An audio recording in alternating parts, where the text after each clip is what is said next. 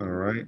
All right. So welcome to the Score Engage Mentor Training. Let me click on this, and what we're going to cover today is what Engage is, the key differences between Engage and Core. There were some changes to the original communication that we sent out that I want to talk about. We'll go over just what the training plan is. Then we'll do the dog and pony show in the sandbox. We'll talk about some operational items, which are both chapter operational items, and I wanted to let people know some business rules that Engage has built in that are different from Core. What's next? And since we're a relatively small group, I encourage you to chime in and stop me if you have questions. This is being recorded, and sometime after the session's over, you'll get an email with a link to the recording, and you'll get the ability to download the 4 handouts, the slides plus 3 Word documents that you'll see. Okay, so there's no need to take notes because you can review the recording and so on and so forth. So what is Engage? Engage replaces Core as Score's CRM. Core was a homegrown system built largely with various open source tech. Core and Engage is built on top of Salesforce, which is the industry standard in customer relationship management tools. Core will go live on Engage on Thursday, September 9th, somewhere between 9 a.m. and noon.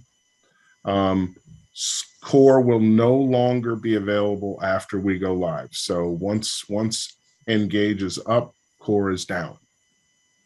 So the general rule of thumb is mentors follow the same processes in Engage as they did in Core. In most cases, just the screens are different. One thing that Engage does more than Core is it leads you through the nose. It leads you by the nose in what needs to be entered and when. So just some key differences between Engage and Core. With Core, you had a separate username and password to log in.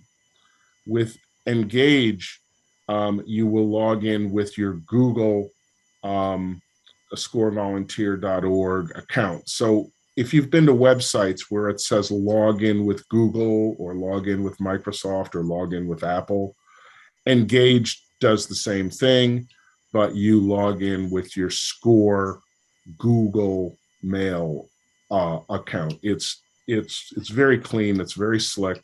And once we're done, you won't have the Core username and password that you have to care about.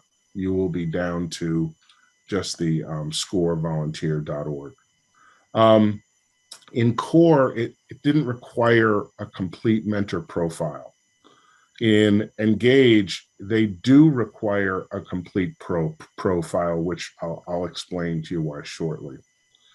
In Core, the mentor can opt not to show their profile on the on our Score website.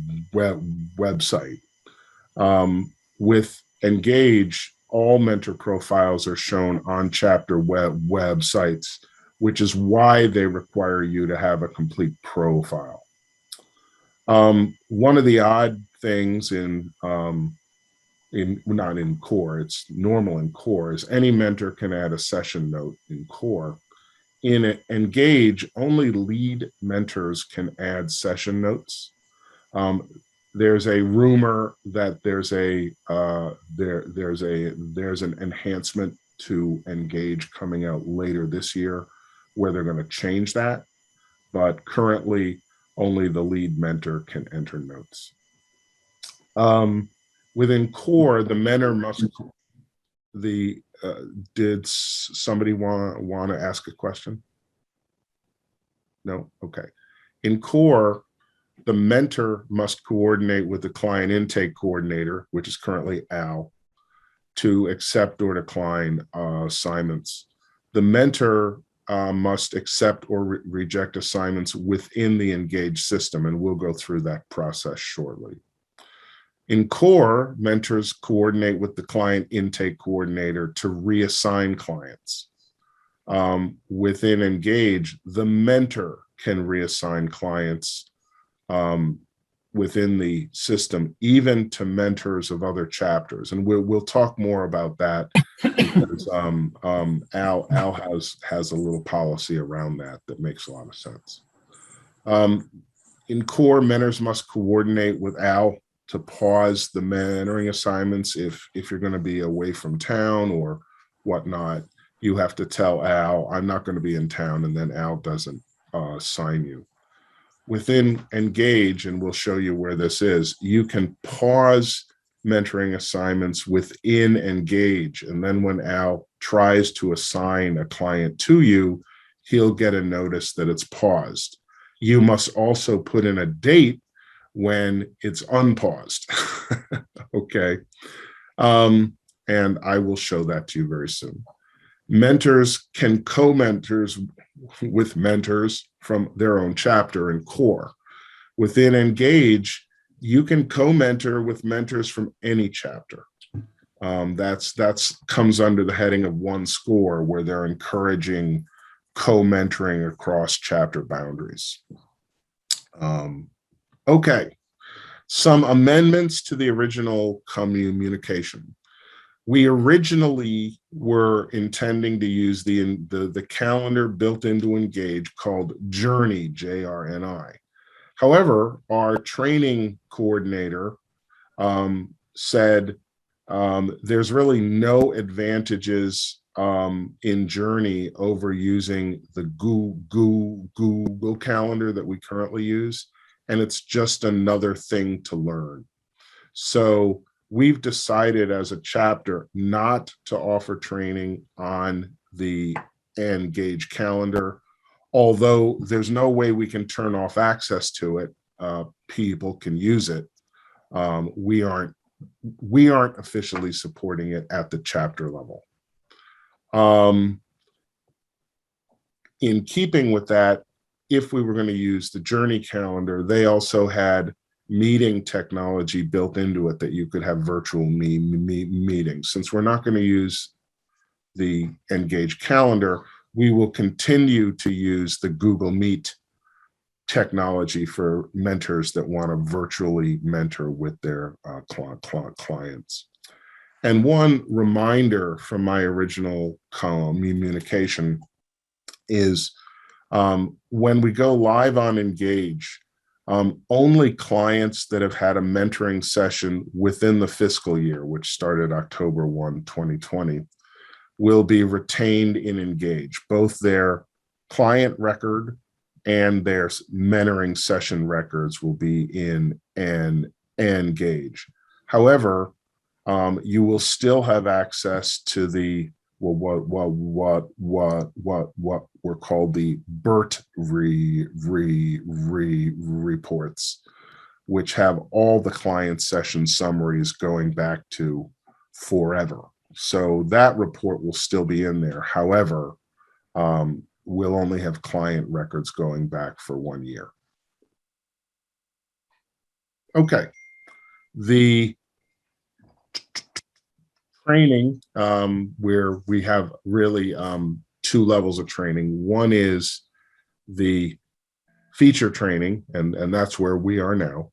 However, we are going to offer a series of QA info sessions, which will start with the general meeting for Monday, September 13th, where we'll kind of have an open mic where you can all ask questions. Now,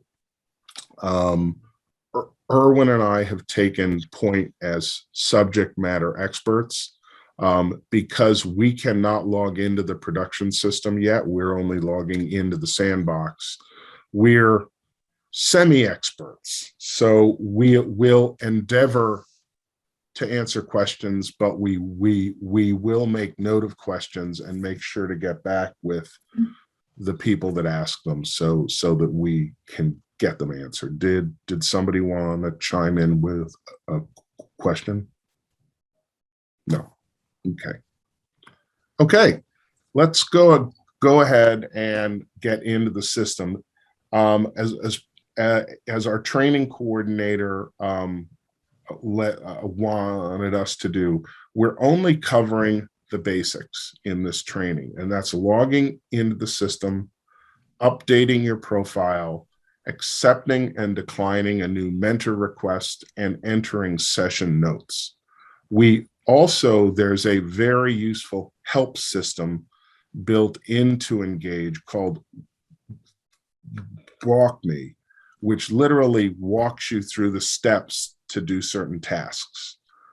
So we'll cover that, and we'll also be having a brief demonstration of Google Calendar for those of you that don't know how to use that. So I'm going to get out of here right now, and I'm going to fire up the web browser, and I'm going to go ahead and I'm going to go to normally where people would go to get into the system is to start at the buckscounty.score.org website. You go to the volunteer login link, and then you click on login to Engage. Now, I'm trying to log into the production system. I don't have access to it, so I will get an error right now, but this is just a demonstration to show you how to do it. Notice the only option here is to sign in with Google. So I sign in, and then because I'm already in Chrome and I have a number of mail accounts that are part of Google, I have my own personal one, my consulting company, and Score, I can choose the one to log into. Now, if you haven't logged in, it'll just pop up the Google login, and you want to use your Score mail username and password to log in. So I'm going to go ahead and click this. And like I said, I got an error because I'm currently not a user in the production system. And like you, I won't be one until September 9th. So I'm going to log into the sandbox. And in case you're wondering, this little widget thing is a password manager that I use called LastPass. And it's very useful. And it lets me choose my logins, and it pre-fills passwords like it just did here. It's just very, very useful. So this is Engage. I feel like there should be a trumpet fanfare or something about it. But this is the homepage. If you're anywhere in Engage and you feel that you've gotten lost, you just go up here and click the home button, and it brings you back. Okay. So the first thing we're going to do is I'm going to go back to my PowerPoint for a second. We're going to show you how to update your profile. So there's the My Profile button up the top. There it is. Okay. And for a second, I'm just going to do one thing here. I'm going to get rid of Brad Pitt because I'm going to show you how to add the picture back. You know, we all of us guys want to look like Brad Pitt. So, you come into My Profile. Notice it says at the top, please update your profile. A matter of fact, when you log into Engage for the first time, the first thing you should do is update your profile. So between now and September 9th, I urge you to log into Core, go to your profile in Core, and copy stuff out of it, okay? So that because your profile from Core will not be carried across to Engage. You must re-enter it. So I would go in and copy what you need and save it so that when you come into Core, when you come into Engage, you can cut and paste as much as you would like. So first thing we're going to do is hit the edit button. Okay, I am not going to completely fill this profile out in front of your eyes. I'm going to show you what the pieces are. So obviously there's your name and your chapter. And so this one is Bucks County Mentor. Obviously mine would be Charlie Morris. This is the picture, and I'll show you how to update that shortly. There's a lot of stuff that you won't be able to change, like this is your classification. And there are 4 classifications. You're either a mentor, a workshop presenter, a subject matter expert, or a volunteer. And what the difference between a volunteer and the others are is a volunteer is somebody who does work for the chapter, but doesn't do the other 3. So say I didn't want a mentor and I just wanted to do marketing and tech for the chapter.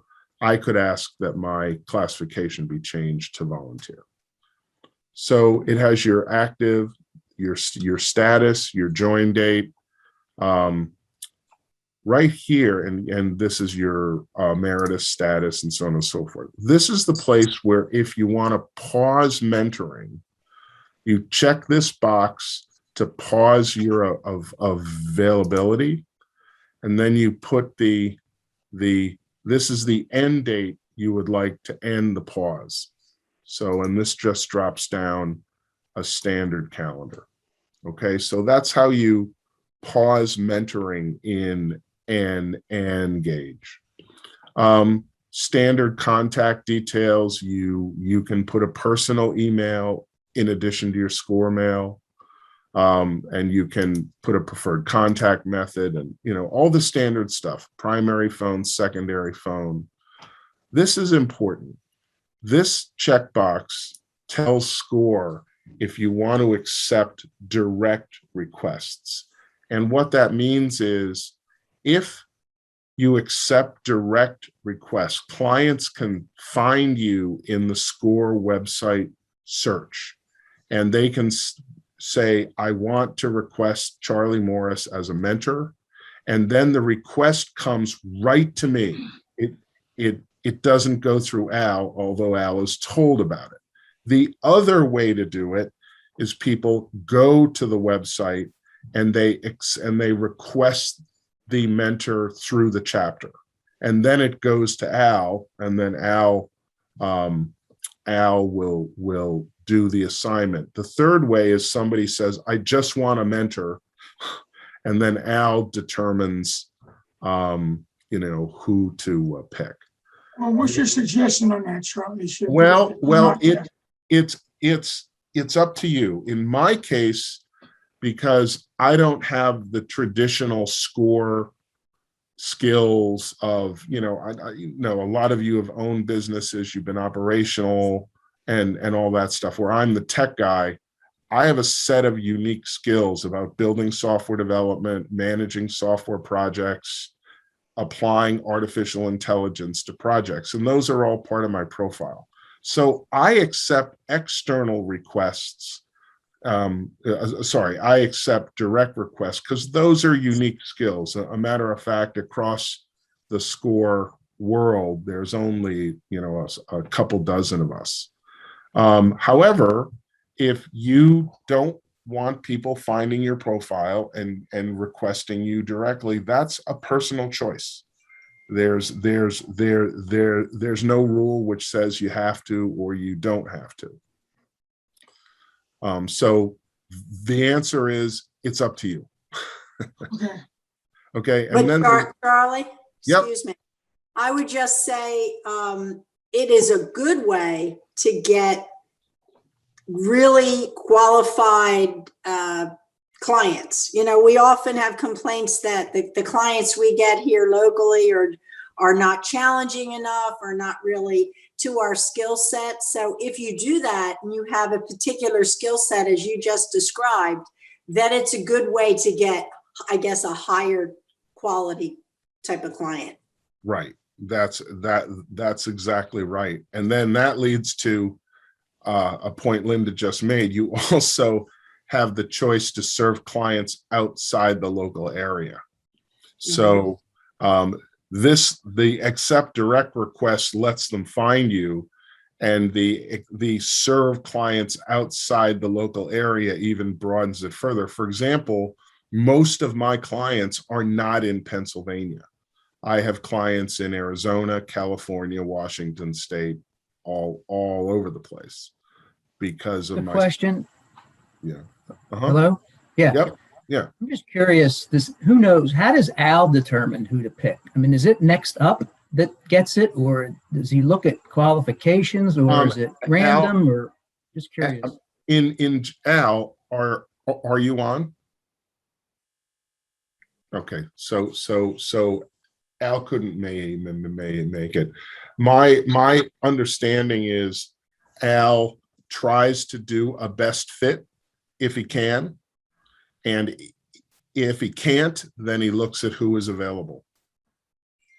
So he's not just doing a round robin. Okay. And Charlie, I would add to that Al does reach out sometimes. He's reached out to me. I think he's reached out to Linda as well, and maybe some others, if they know of someone who may have, good background in this area. Right. And that's where putting a good profile is important, because, we can search the profiles too, and Al can search the profiles too. So if we put good profiles in here, then we can get more accurate matches on skills. That leads us to the next box, which is your subject matter expertise. In this, you must use keywords, and under the rules that engage, you have to have a minimum of 1 and a maximum of 6 subject matter expertise areas in this field. And these are keywords that will bring you up on a search. And then, like core, it's the maximum number of requests you wish to receive directly per week, and leaving it blank is an unlimited number. So just be careful that if you accept direct requests and don't fill in this field, and you have a popular in-demand skill set, you might get a lot of requests. Okay. So we also have, unlike core, we have a direct link to your member profile so you can look at it. Languages you're fluent in. This is the how you can help score clients. This is a required field. You must put this in. You must pick areas of expertise between 1 and 6. I believe the industry experience, how you mentor. You can put an education here, and I'm going to apologize in advance. The lawnmowers here, so it might you actually might hear a lawnmower out in the backyard. So anyway, the address information, you can put a main mailing address and a secondary, and then your volunteer demographics, including work experience. And then you can put your social media links if you wish. If you have a LinkedIn profile or a Twitter page, you can put those in. And then down at the bottom, this is all the system information about you, which, like when you did your code of ethics training and all of that good stuff. So that's the profile. That's the first thing that you should do. And you also are required to put in a picture, and I'll just show you very easily how to add a picture. You go to upload picture, choose a file. I'm going to pick my buddy Brad Pitt, and I'm going to upload his picture, and lo and behold, that's my buddy Brad. So that's how you do editing a profile. And again, that's the first thing that you should do when you log into Engage. Okay. I'm going to go home. And I'm just going to make sure where I'm at. Okay, then the next thing we're going to do is go over how to accept and decline a request.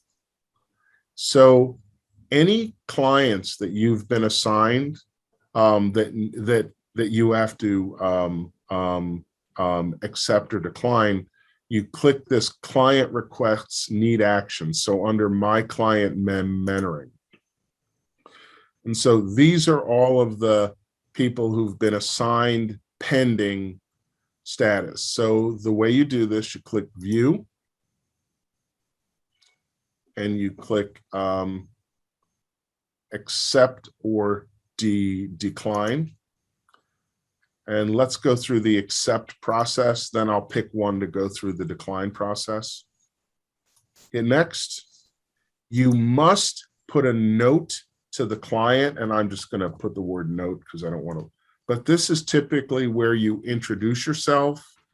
You say, hey, here's my availability. Let's schedule a session. So unlike before, where you would go outside the system and send an email to your client, now SCORE requires you to put the message to the client into Engage, and then SCORE sends it. Okay. So this is required now. You actually can't get off this page unless you put something in here, and it will be sent to that client. Charlie, I have a question. Yep. When somebody, whether it's Al or an external, request based on my profile, whatever, will I get a separate email that, hey, this person wants me to work with them, or do I have to now go into Engage every day and check it? Okay. I believe that you get an email. Okay. However, I'm gonna have to verify that. That's a good question. Charlie, I've got a question. Yep. So Steve Masso. So typically what Al's been asking us to do is call the client first, try calling before we email second. Are you saying that we no longer will do that, that once we get into Engage, we will fill in the acceptance here, send them the email request, and that's how the process will start? That's actually, so that's between you and Al in terms of what policy he wants to put in place. To be honest, I was unaware of the call the client first policy. I always send the client an email first. So this is the natural, this process I'm showing you is kind of the natural flow that I already do. Okay, well, I got that when I went to one of Al's training courses on mentoring and things like that, that's what he said. So I will ask him personally, but I would say, Linda, you're here on the line. So I am. I would expect that Al should come out overtly and make the statement as to whether he wants us to continue in. I have no preference. Well, what I'm guessing is that even though this initial email will be sent out to the client, as they do with most of our emails, they probably won't even answer them. So the next thing is you're going to have to call. That's usually what happens to me. Okay, well, I suspect an email goes nowhere, right? Yeah. But I think we got to get Al to give us an answer. I didn't see a phone number on that though. Usually there's a phone number. Well, there is in the client record. There will be a phone number. Oh, okay. So there's the client phone number. Okay, so that's the accept process. And now let me go back to the decline process, because this is equally as important. So I'm going to go ahead and choose this person. And I'm going to put accept, and I'm going to hit decline. Now, this requires a reason for declining. What Al would say is the only reason to decline would be either I'm definitely not a good fit or I'm not available. But our chapter policy is generally to accept mentoring requests, assess the nature of the mentoring with the client. And then if you find out that you're not necessarily a good fit, then work with Al to reassign it to the right person. Now, one thing I will say is that SCORE National monitors the declines. And so if they find mentors who are declining a lot of requests, that raises a little bit of a flag with them. And I've been told that if they find that they will sometimes call the chapter chair and ask them what's going on. So, and again, you can't get past the screen without putting in some sort of reason for declining. And there's we also, can I interject a second? Sure, please. Sorry. We also know that many times the clients are asking for one thing. We think we're not equipped for that particular thing they're asking for, but it turns out not to be the case. So I would encourage you all to have an initial session, as Charlie mentioned, and then assess it. Is this something that you really can do, or do you need help? Rather than decline just because of what they said initially. Okay, Right. sorry, Charlie. No, that's absolutely fine. So the next thing that we want to do is go over the client, how to put a session note in. So when you accept a mentoring request or you're doing a follow-up session, you go to my client requests. And this gives you all of your clients, and you can sort these fields by you can sort by date and time. You can sort by first name, last name. You can actually, it's funny that my credit card stuff shows up here. Where? Where's that at? Yeah, you can actually search the client list if you're trying to find somebody. But bottom line is I'm just going to pick the first client. You hit view, and then we have add or edit a session. So because this is a first time client, the only option will be to create a new session. So we're going to go ahead and create a new session. And there's a lot of information that you can enter. So I'm going to put chapter.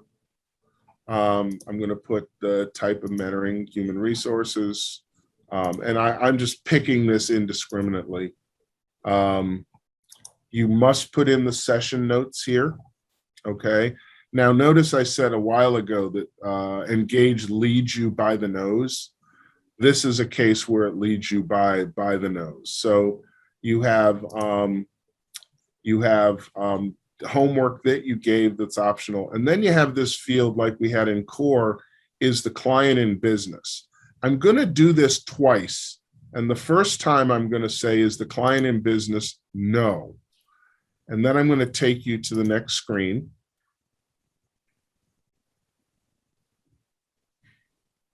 Okay, you can upload files if you wish. Now, this is where you put the session hours. So I'm going to put it was 1 hour. There was no prep or travel. And this is where you put in the co-mentoring hours. So if there's a co-mentor, you then click add co-mentor 1 hours. You hit next. And the first thing it does is ask you, who's the co-mentor? Well, Rob Purdy was my co-mentor. You hit next, and then you put in Rob Purdy's hours. So you can add a number of co-mentors. So I'm just going to put one, put next, and then the next thing it's going to do is ask you to verify the client information. So most of the time, the client puts this in here, but if there's additional information you learn from the client, this is where you can add that. So that's all done. You've put in a client session. So let's go back. Let's go back home. I'm going to close this. And let's go back to my client requests. And let's put another session in for this person.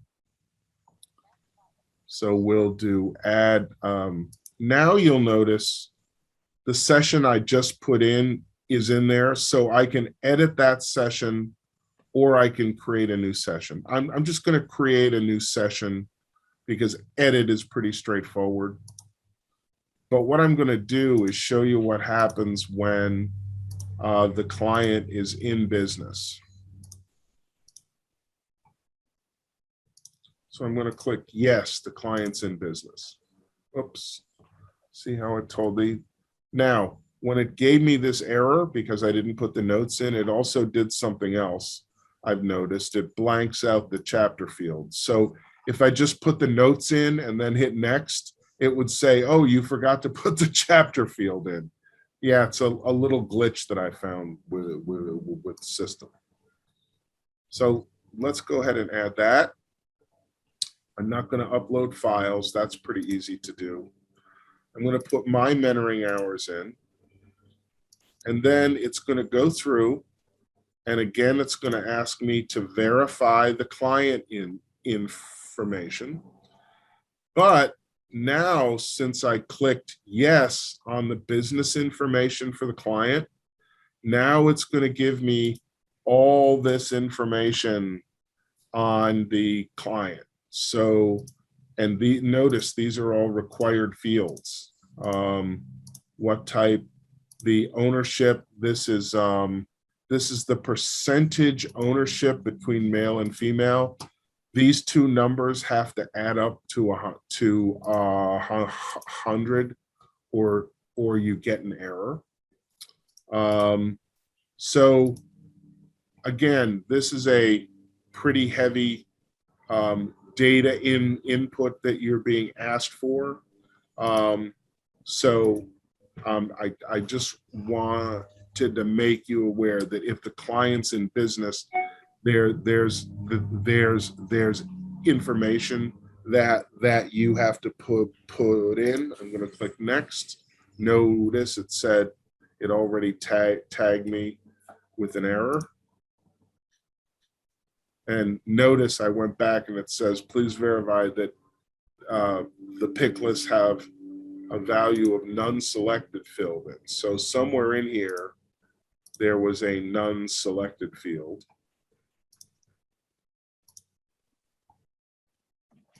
Okay.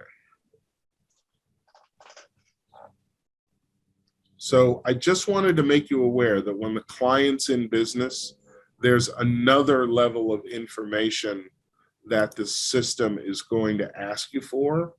And I'm going to take you back here and I'm going to show you SCORE, the training coordinator, has provided some handy worksheets, and I'll send these to you as part of the handouts. But this is the Word document for the data, the client data that needs to be verified. So that's that first set of client data that it asks you to verify.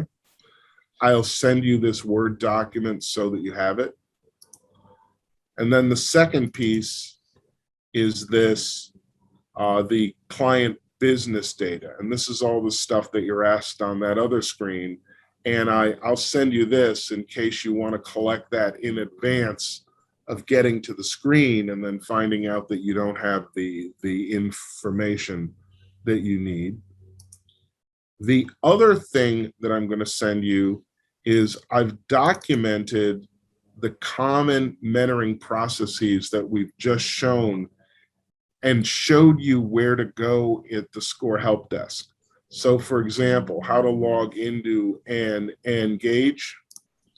If you click this link, it takes you to the SCORE help desk site with the information on how to log in with a video. Okay. So let's go there. I've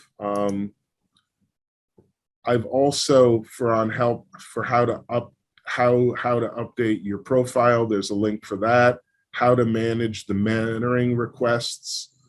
There's a link for this. And notice I just showed you how to accept or decline a request.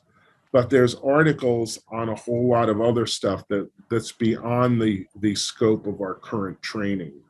But I have included this so that you'll have this document that you can refer back to if you have a question about how to do other things that we haven't covered yet. Charlie, I have a question. Yep. Because they're only going to transfer the data from October 1, 2020. I've had occasions where, because I've been around a lot, where I will have mentored someone, and it could be a year or so, I'll have a follow-up phone call. So if I get that and, I bring up the client's not in the database, I guess I would treat that as a new client as far as Engage is concerned? Correct. That new client would have to be re-entered into the system as a new client. Charlie, I got two questions. Yep. Okay, so first one is in filling in the session notes, if you go to that, go back to, creating the session notes. Yep. It looked like a very small box, but that's the box that we fill in the extensive session notes, which is a much wider box in the present core, right? Well, and that box, so let's just go ahead back to it for a second. Let's do edit the session. Let's do create a new one. One of the features of this box, if you look in the lower. Okay. There we go. Okay. Okay. You can, yeah, this lets you put in a lot of data. Now, what it lacks is the structuring, the actual formatting that you had in the old system. Mhm. This is just plain text entry. There's no bullet lists or anything else. Okay. Charlie, as you type in this, box, if you have a lot, does the box automatically expand, or do you have to expand the box? No, well, let's find out. I'm just curious. No, let's I find think out. it's gonna expand by itself. Well, we would No. think it should. No, so you have to. Nope, the box does not Really? expand by itself. But the information will be there, Yes. won't it? Yes. Yeah. Okay. Okay. Charlie, can I, in this situation, I usually type the notes up I have an Apple computer, I use Pages, then I Yep. cut and paste it. I Yep. assume I'll be able to do the same thing with this system. Absolutely. Okay. Okay. Charlie, so- my second question. Yep. What you said in the beginning is that only the assigned first mentor can create session notes. But Right. what happens in situations where I'm working with a co-mentor, I can't particularly make a session that we have a scheduled session, and I can't make it, but we agree that the session should still go on. What happens in that case? What do we do? Have the co-mentor kind of write up notes and then send it to the lead mentor to be put in? Yeah, what you can do, there's a convenient add a note feature, and I will show you what that is. So you asked a great question. So you as the co-mentor can see the client record. You can't add a mentoring session, but you can add a note. So we go in here and we add a note, and this is I'm just going to put a note to the lead mentor. Okay, so you can put your notes in a note and then save that note. And then if we go down the side here, all the notes will show up for the lead mentor. and notice that note just showed up. So Okay. that's the way to do it, is if you want to leave a note for the mentor and you aren't the lead mentor, so you can't edit, you can add a note and it shows up on the client record. And then you can just send a note to the lead mentor saying, hey, I put a note on the client record with my notes. So if in the end that becomes that other co-mentor's notes, minutes of the meeting session, as lead mentor, I can cut and paste that into the next. Sure, absolutely. Okay. Yeah. So let's just try it. Just so I'm not a big liar here, right? So let's go ahead and view all these. Let me, just for grins, let me copy this note out. Let me go back. Let me add and edit a session. Let me go down to the session notes and hit paste. There we go. Okay, good. Out Okay. of curiosity, Charlie, it does between core and engage. There's a lot more information being, gathered. I assume, obviously, it's going to take us longer to input the stuff because there's more to input. I assume we put that as part of our time spent. That I really don't have an answer to that. Linda, do you have an opinion? I honestly don't think there's more information. I think it's just leading you down the same path as core did when you filled out your core notes. As I see it, it's all the same stuff. It's just you can't leave anything undone. So I don't think it's any more than core Okay. was. Right. I don't agree, but that's okay. Right. For example, when you put a mentoring session in for an existing client, you're going to get the business information for the client, and you're just going to hit next because it's probably going to be there. So Linda raises a really good point that while it looks more complicated, I don't think there's any more information. Now, all that stuff about the client being in business, that's all in core, but most of the clients aren't in business, so it's a non-issue. But as I see it, those fields are the same exact stuff. Right. Okay. What if some of those fields though aren't currently filled in? Like I thought I saw one that was something 60-40, you had to add up to 100. I forget which one it was, but that's if the client's in business and they have, like, if it's 50 male, 50 female. But we don't do that now, do we? I don't fill any client information out like that because most of my clients aren't in business. No. Okay, so when this comes over, when the year-old clients do come over and some of that information doesn't match up exactly, is it still going to take it? How are you going to do that? And then do we have to go back in and refill in stuff that isn't filled in on those? Well, you know what I mean? That's that's a good question. And the only answer, as unsatisfying as it will be, is I guess we're going to find out. We're going to find out. Right. We're learning too, right? We're all From a learning. technical aspect, I can't imagine that it's going to be that easy, but yeah, we'll find out. Cool. Yeah. We'll find out. Yeah. Okay. And you know what? Make the number, you can make the numbers work, can't you? Right. Haven't we all had experience making the numbers work to our benefit? Yes. What's the difference? What's the difference? If you feel it takes you an extra half hour, put it in. Yeah, I mean, really, yeah. Nobody really, it's not a big deal.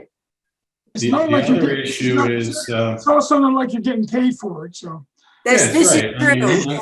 Not cheating anybody. Carl, 0 plus 0 still equals 0, right? That is correct. You get time and a half for that extra half hour. That's it, you do. Well, Linda, at the next meeting, I was gonna ask for a raise, but I guess, Oh, well, sure. And a bonus too, right? Exactly. All right. So let's go back to the last two topics. One is the Walk Me help system. So let's go back into engage, and there's this little question mark down at the lower corner.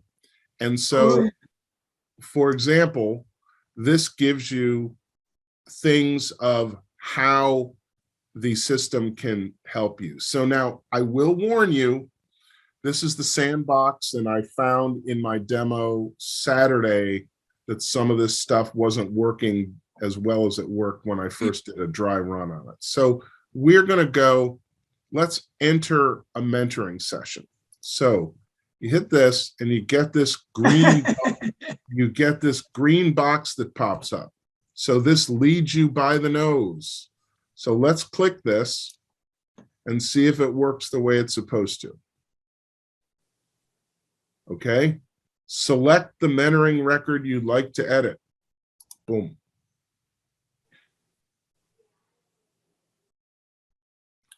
Add edit session. Click the one you want and hit next.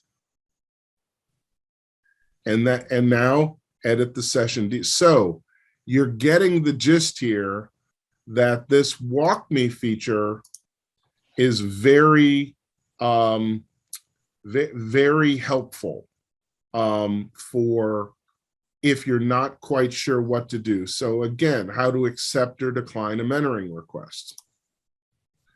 Click client requests need action.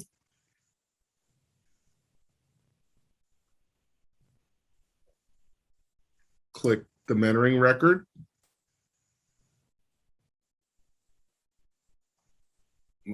Click accept or decline request. So this is actually a pretty useful feature that my understanding is SCORE spent extra bucks on. So if you're not sure, pardon me, yeah, right. If you're not sure, and you can search for various functions. Now, not everything has help on it, but the general topics are there. Oh, okay. Some other things I want to point out while we're here. One of the things that you can do is you can still get to the core reports, and you click here. So now these don't work right now because this is the sandbox, but when you click, like say you want to get the chapter volunteer roster, it's going to ask me to log in with my core account, but notice because it's not, I'm not a user yet, it doesn't give me anything to select. So the reports are still in there. And you can still select them. So if you want to look at your NPS surveys from the client, so on and so forth. Also, there's additional engage reports that don't list here because again, I'm not an active user in the system. But so that's how you get to the reports, and this is how you get to your volunteer training. So so if you're taking your ethics training, you would click on access the online training, so on and so forth. So that's the basics of Engage, and that's the basics of the WalkMe help system. So the last thing I want to do is just briefly go into the Google Calendar and just show you how that works. So the way that I do it, I go into Google. It's by default, it's logged in as my personal account. I'm going to switch to my SCORE account. And then I'm going to go to the calendar. I just have to move this around a little bit. It's in my way. I'm going to go to the calendar, and you'll see that I actually have this training in my calendar. And say I want to schedule some meeting. I just pick the day, and I'll just leave it here, but you can use the calendar.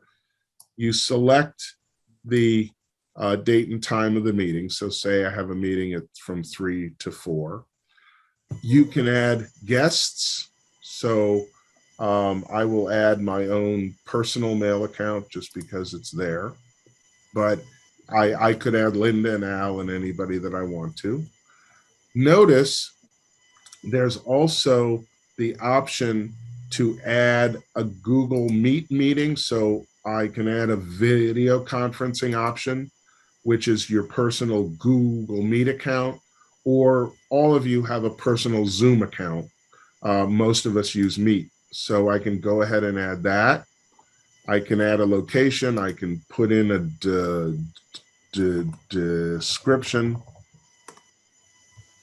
Okay. And one of the most important things, we'll go into the more options, and this brings it to full screen. You can also put no notifications. So do you want to let somebody know 10 minutes before? I can add, I'd like the client to know 1 day before, you know, so this lets me put in multiple notifications. And then it's really simple. I save it. Would you like to send the invitation to the calendar guest? Yes. And I can edit it because I didn't put in a title.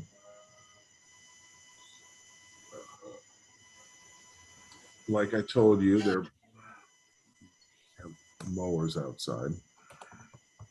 So we can go ahead and save that. And that's pretty much how it works.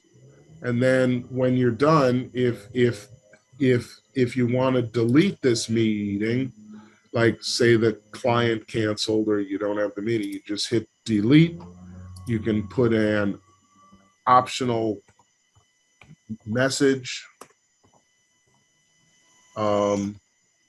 in there, and it would just send that to all people, and it would delete the event. So that's the Google Calendar in a nutshell. It's very easy. Yep. You went into it through your calendar. I think it's worthy to note that you can also get into that through your email. Okay. You know, if you don't have set up a Google Calendar on your machine, on your computer, you go to your Google email, and up in that corner, right.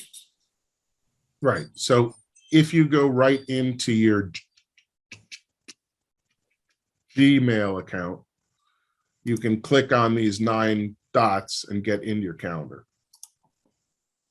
Oh, okay. I didn't know that. So Charlie, another question? Yep. Charlie?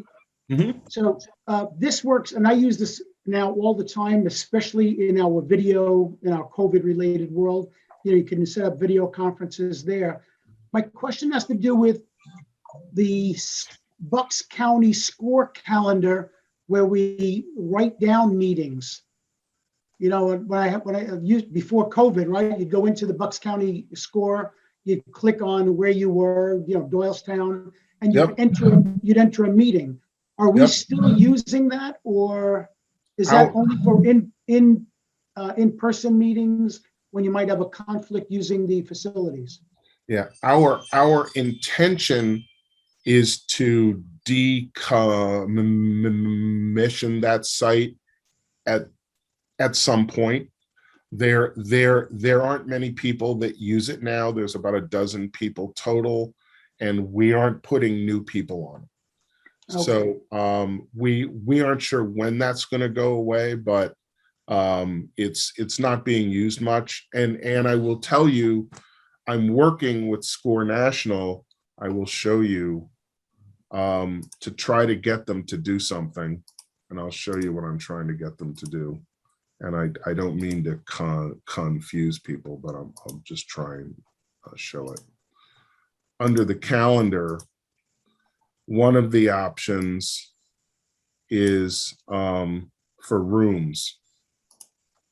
So you'll notice some chapters have sites in here. What I'm trying to get SCORE to do is offer a location called SCORE Bucks County, and then all of our sites would be under here.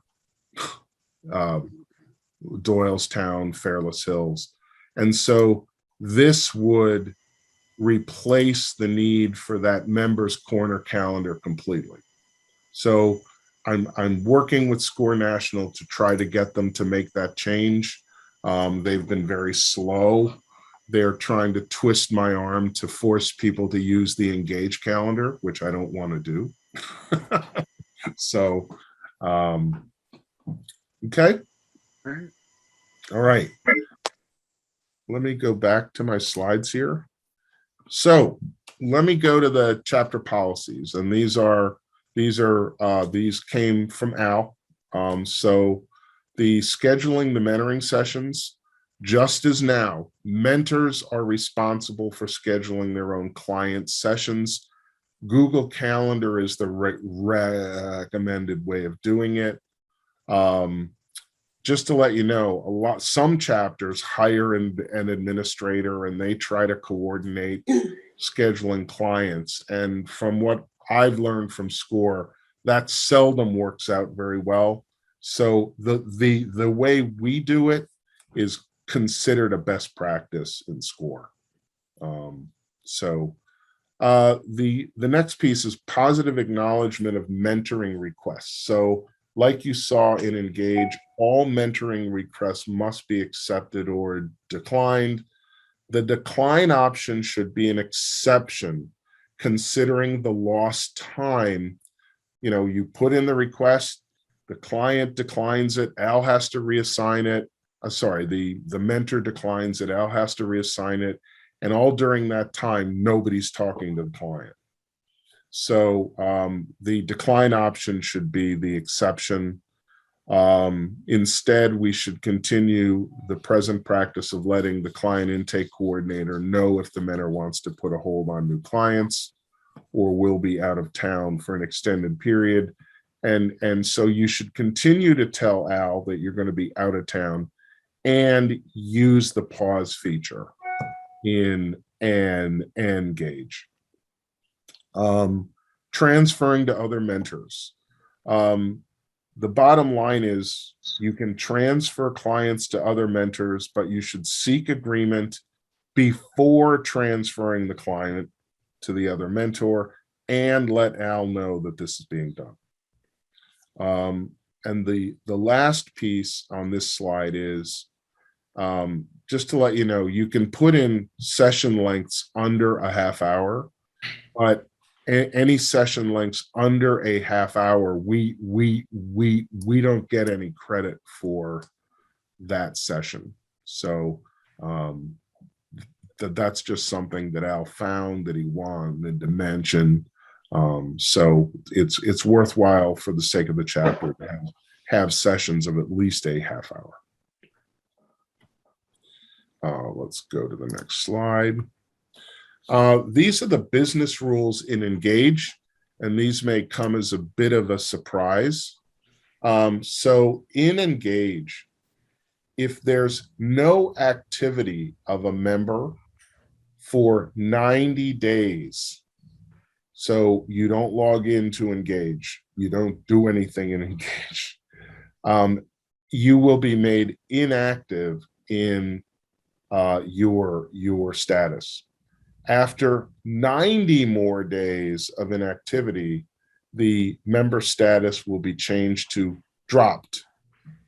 At that point, the help desk can still intervene and change the status back to active if in Engage, if the member begins activity again. After drop status has been active for 90 more days, and you want to come back and mentor, now, let's do the math. It's 270 days have passed. You have to go through the mentor training from scratch again. So Unlike core, which did not automatically make mentors inactive and did not automatically drop mentors, Engage is going to do that. Okay. As part of this, if you're made inactive by request, you go to Wayne and you say, hey, I'd like to be made inactive for various reasons. If you remain inactive for 90 days, you will be dropped. That's just how Engage works now. Also, if you fail to do the annual code of ethics training on time, then the volunteer status is updated to inactive for a 30-day period, giving you an additional 30 days to complete the code of ethics. If it's not completed within that time, then you will be dropped as a mentor as well.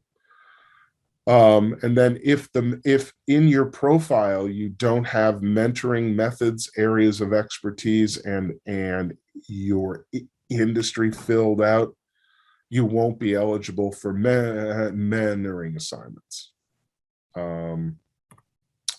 So again, we've been through this. To make a profile visible on SCORE, you have to have a photo, you have to select a minimum of 1 and a maximum of 6 areas of expertise and industries.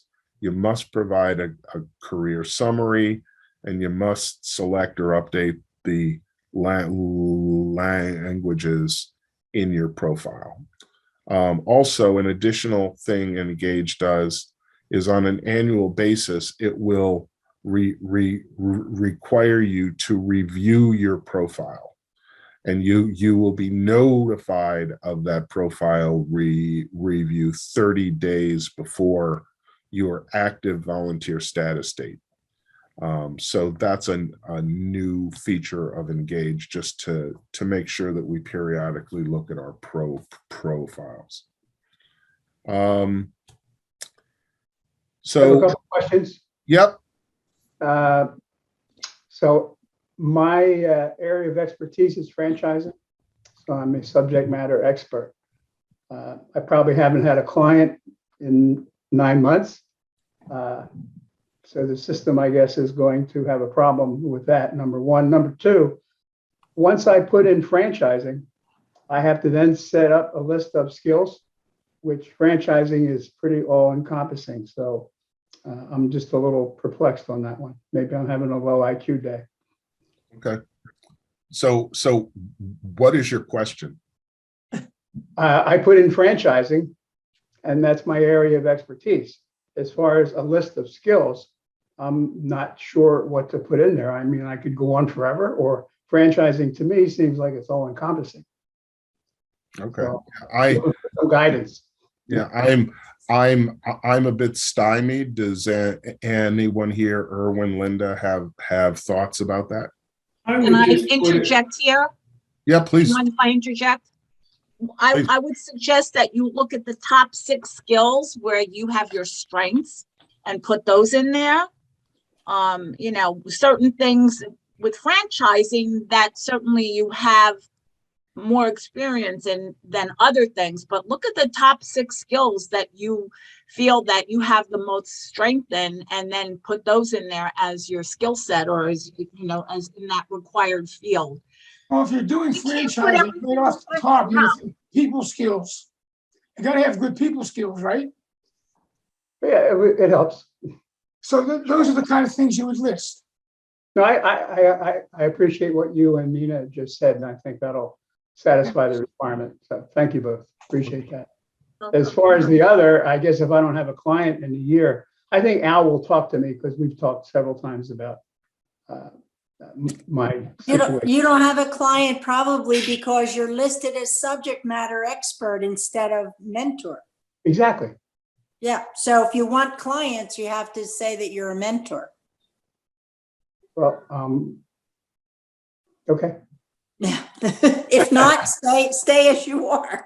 I'm staying as I am. We'll see what happens. Okay, that's fine. Right. And nobody has answered the question for me satisfactorily of what activity in Engage means. Okay. That could mean something as simple as logging into Engage. Okay, so it's unclear to me, and no one at SCORE has been able to clarify what is meant by if you're not active in the system.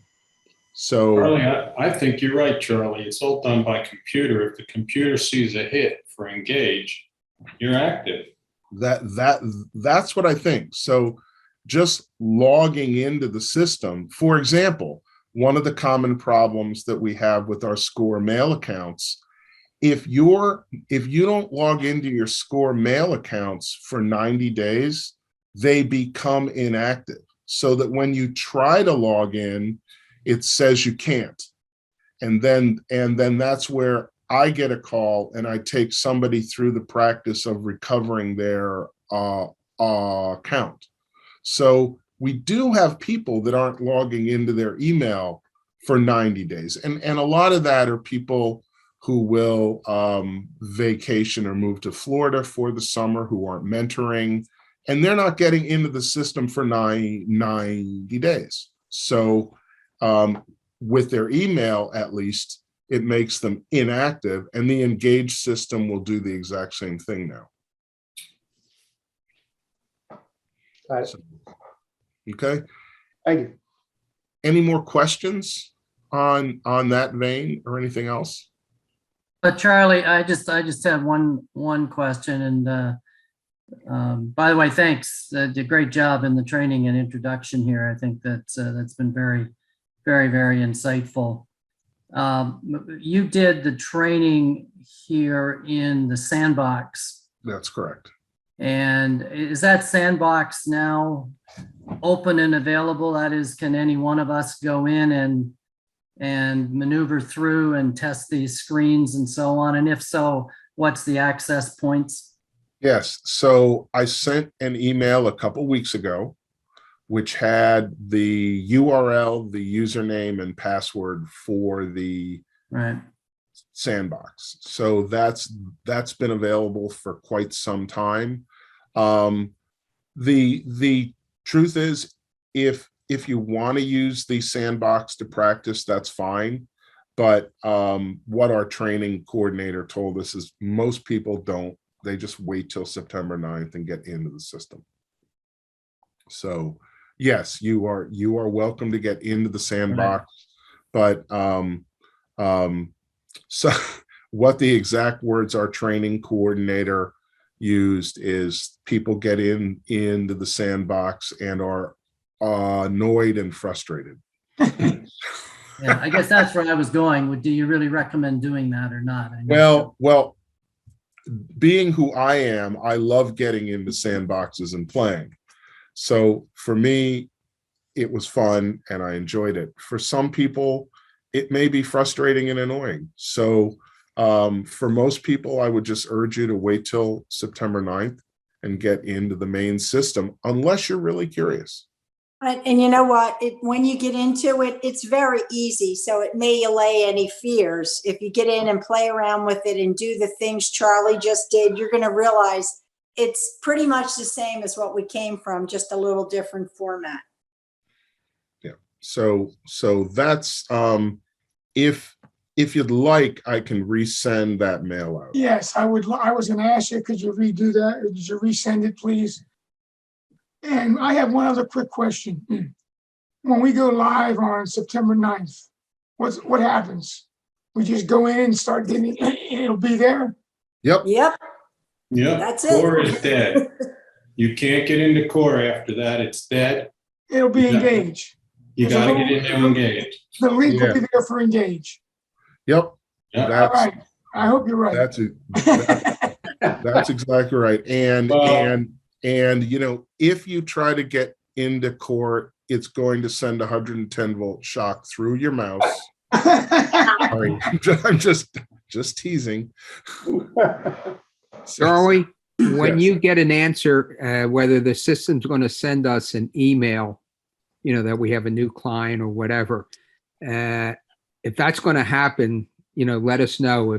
If the other thing is it doesn't, and we have to go into Engage periodically to to get that information. That's, I think, very useful to know what's going to happen. Yeah, Well, they better send out an email because not everybody's going to go in and we're going to have. Yeah, a lot I of agree. clients. yeah, I'm like 99% sure it's going to send an email because that's a best practice. But I agree. I'm going to add it into the questions. And I'm sorry, who was it who asked that? Seth, Seth. Okay, thanks. All right, I will get that answer. So Thank you. what comes next is in an hour or so, you'll receive an email from Constant Contact. It'll be like a marketing mail, which will have the link to this recording and those 4 documents that I showed you. Oh, sorry, the slides and the 3 documents I showed you. Okay. That Mentor Common Practices document is really helpful. It takes you to the SCORE help desk. They have documentation and videos on how to do everything that I just showed you how to do. We go live September 9th. First thing you want to do is create your profile. We will have a Q&A session for September 13th that I'm going to encourage Linda to entitle Stump the Chump, so that Erwin and I can be the chumps of that you can stump. So, okay. Subsequent to September 13th, we'll schedule a number of info sessions where folks can come in at their leisure and answer and ask any questions that they might have. And again, if you have any particular problems, you can contact myself or you can contact Erwin, who has graciously volunteered to help out. So that's that. Charlie, thank you so much. That was Yeah, thank very, you, very Charlie. informative. Very good. Thanks. You are very welcome. And there's another session on Wednesday at 1 o'clock. If you just can't resist hearing me talk.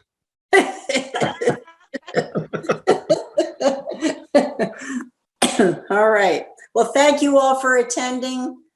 And thank you, Charlie, again. And we'll see you all soon. Hey, Dick Kroger, Yes. Thank you. could you give me a call once you hang up? Yeah, will do. Okay, Steve, will do. Thank you. Bye-bye. See you, everybody. Bye. All right. See everybody.